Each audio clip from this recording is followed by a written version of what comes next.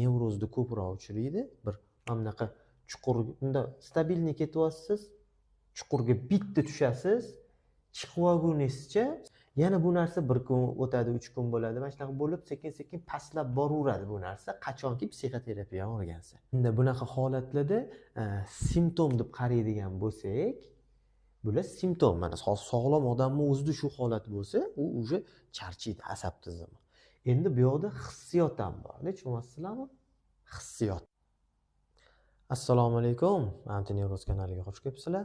Xo'p, qarshilarda Ziyoddin. Bugungi mavzuimiz kardiofobiya. O'tgan safargi kardiofobiya bilan bog'liq video rolikimiz shunchaki kirishgacha bo'lgan. Ana endi buni ochiq oyni yoritib beraman. Atrofingizga yaxshi bir suv, ko'lachami olib qo'ysanglar, ishni boshlaymiz. Qaranglar. O'zi kardiofobiya nima o'zi u? Kardiofobiya bilan nima deydi? Psixogen bog'liq muammo, patogen, patologический muammo, to'g'rimi? Ikkalasini simptomlari bir-biriga juda o'xshashligi bilan insonni cho'chitadi. Lekin har qatdan yuragida kasali bor, yuragida bir ishemический, bir patologический bir kasalligi bormi, u odam qo'rquv bo'lmaydi. Meni o'zimni nechta qarindoshlarim bor. Yosh katta, yurakdan infarkt bo'lgan, bir necha bor lecheniyaga olib chiqishgan masalanda, shu insonlar yurak haqida o'ylamaydi. Nima uchun kardiofobiyasi bor insonlar yurak haqida o'ylab qoladi? Chunki insonni yuragi tez urganida, o'sha ma'lum sababga ko'ra panikический ataka bo'lganida, bilasizlar, hammangizga ma'lum, yopishqoq xayol keladi, qo'rqitib yoki yurakdan qo'rqitadi. Aynan yurakdan qo'rqitishi orqali insonni yuragini tushirib qo'yadi-da, qaysidir ma'noda tushib qoladi insonning yuragi. Tushunyapsizlarmi? Cho'chib qoladi. Bu narsa hadeb davom etavergandan keyin, yurak uravergandan keyin doktorga borasiz. Doktor sizga ko'rsatadi, bu o'sha vahma bo'lib qolgan, qo'rquvdan, asabdan va hokazo tushuntiradi. Endi bitta narsa-da, kardiofobiyani qanaqa qilib insonga yetkazib berish va uni qanaqa qilib nima deydi, misrobkadan maydalab inson miyasiga quyish kerak bo'ladi. Qanaqa qilib, mana endi sizlarga tushuntiraman. Birinchi o'rinda mana shu nima deydi, kardiofobiyani asosi nimada? Asosi kardiolog sizga aytayapti. Mana bizni aytayapmiz sizga mutaxassis sifatida bu yerda hech qanaqa yurak bilan bog'liq muammo yo'qligini. Bu yoqda qo'rqitadigan narsa ikki xil bo'ladi va ikkita bo'ladi. Birinchisi o'sha tepada ta'kidlab o'tganimdek simptom. Simptom qo'rqitadi. Chunki patologiyaniki bilan почти birga bir bo'ladi. Adinka adnomo bo'ladi. Ikkinchisi hissiyot. Hissiyot. Tushundinglar? Simptom ko'tarilganda hissiyot ham ko'tariladi. Hissiyot ko'tarilganda simptom ham ko'tariladi-da. Endi bu yoqda mana bunaqa ish qilamiz-da. Simptomda qanaqa simptomlar bo'lishi? Birinchi o'rinda yurak vafsha tez urib ketadi.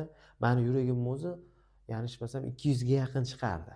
O'lchatganimda qo'rqib ketardim. Davleniyalarim oshib ketardi. 180, 190, 200 gacha bo'lgan, mushtdek bola bo'lganman o'sha payt.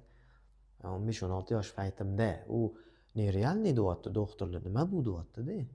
Vaziyatimni ko'rib, уже menga bosim bo'lardi. Meni aldayotgandek tuyulardi hamma doktorlar, tushunyapsizmi? Endi simptomda o'sha aytilganda yurak tez urishi bor, ichki ketishi bo'ladi qisman, yuragida xavotiri bor, qo'rquvi bor odamda ichki ketishi, ichki qotishlar holatlar bo'ladi, kurak sohalarda og'riqlar bo'ladi. Atrofda o'tirganingizda yog'li ovqatlardan yeyishga ehtiyojingizni siqasiz. Menga yemasligim kerak, shtobi, men davleniyam ko'tariladi yo yuragim tez uradi. Endi bunaqa holatlarda simptom deb qaraydigan bo'lsak, bular simptom. Mana sog'lom odamning o'zida shu holat bo'lsa, u уже charchaydi, asab tizimi. Endi bu yoqda hissiyot ham bor. Tushunyapsizlarmi? Hissiyot. Hissiyot qo'shildimi, bu ikkalasi как будто bir 5 kishiga bir kishi jang qilayotgandek to'g'ri kelib qoladi-da. Endi bu narsalar общий sizni kardiofobiyaga olib boradi. Nimani hisobiga? Chunki siz birinchi marta kardiofobiya bo'lganingizga. siz bilmaysiz, u yerda yuragingiz yorilib ketdi deb o'ylaysiz, joningiz mana bu xalqimizga kelib chiqib ketayotgandek tuyulib turadi va hokazo. Bu juda qiyin holat o'sha davrga faqat. Inson chiqib olgandan keyin psixologический fobiya bilan o'sha patologik, haqiqiy organik kasalliklarni ajratib olgandan keyin уже sekin esdan chiqishni boshlaydi. Endi qaranglar-da, bu bular bilan siz baholanib qolmaysiz.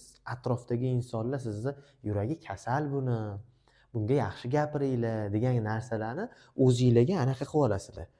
Singdirib olasizlar-da, qarshingizda hamma shunaqa sizga yaxshi gapirgandek tuyuladi. Tushunyapsizlarmi? Xuddi o'limini yaqin kunda kutayotgandek tuyulib turadi o'zingizlarga nisbatan. Lekin tashqaridan sizni bu kardiofobiya, yurak urishi, bel og'rig'i, misol bel tepalarida og'riqlar bo'lib, nafaslar qisishi sizni holatingizni belgilab bermaydi ular uchun. Siz sharmanda bo'lib qolmaysiz. Siz nabarotiga o'sha qayerga borsangiz ham borib o'sha yerda o'tirib, yeydigan narsangizni yeb, ichib, bemalol o'ynab kulib kelishingiz kerak bo'ladi. Toki nima bo'lmasa, organik yurakda kasallik bo'lmasa. Xo'p, endi qaranglar, hissiyotda nima beradi? Simptomni tushundinglar. Hissiyotda shunaqa narsaki, simptomdan kuchliroq holat keladi, ya'ni dominantda. Insonda salbiy dominanta degan narsa bor, ijobiy dominanta bor. Ijobiy bir to'satdan xursand bo'lib ketasiz, hamma narsa kayf bo'ladi, xursand qilasiz, to'g'rimi? O'zingiz zo'r bo'ladi. Bu nima deydi? Umumiy insonlarda bo'ladigan narsa. Lekin salbiy dominant nevrozda ko'proq uchraydi. Bir bunaqa chuqur, unda stabilniy ketyapsiz, chuqurga bitta tushasiz, chiqib olgunizcha siz o'sha 16-go'rbanitsa bo'ladimi, kardiologiya bo'limi bo'ladimi, hamma yoqni o'sha ko'tarib chiqqan bo'lasiz-da. Stop, menga yordam beringlar deb. O'sha joyda, mana shu joyga dominanta deyiladi. Salbiy anaqa kiradi, nima deydi? Ichingizga bir qo'rquv kiradi, realni ishontiradigan darajada. Xuddi hozir bir narsa bo'lib qoladi degandek tuyulib turadi. Lekin bu yoqqa chiqdingizmi, yana o'zingizning holatingizga tushdingiz. Yana bu narsa 1 kun o'tadi, 3 kun bo'ladi. Mana shunaqa bo'lib, sekin-sekin pastlab boraveradi bu narsa, qachonki psixoterapiyaga o'rgansa. Tushunib tura oldim? Endi qaranglar. Bu yoqda kardiofobiyadan chiqayotganingiz, kardiofobiyadan tuzalayotganingiz yana bitta sekreti bor. U ko'pchilik aytmaydi. Men sizlarga mana hozir ochuchasiga aytib beraman.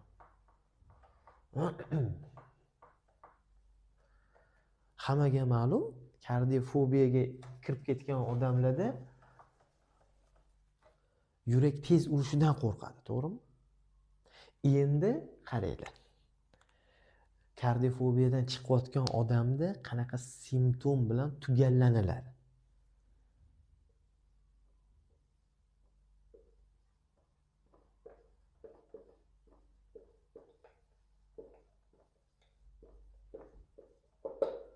Yurak sekin urishni boshlaydi. Oldin faqat sanab yurgansiz-ku, 140 ta, 800 ta, 700 ta qilib, misol uchun, to'g'rimi? Endi bu yoqda sizda nima bo'ladi? Sizda o'sha sekinlashish boshlanadi. 40 ta, 50 ta, 60 ta bo'ladi-da, shuni o'zidan o'sha endi meni yuragim pastlab urib ketyapti deb qo'rquv kelishni boshlaydi. Bu ham ikki xil bo'ladi. Birinchi, hamma narsani boshi bo'ladi.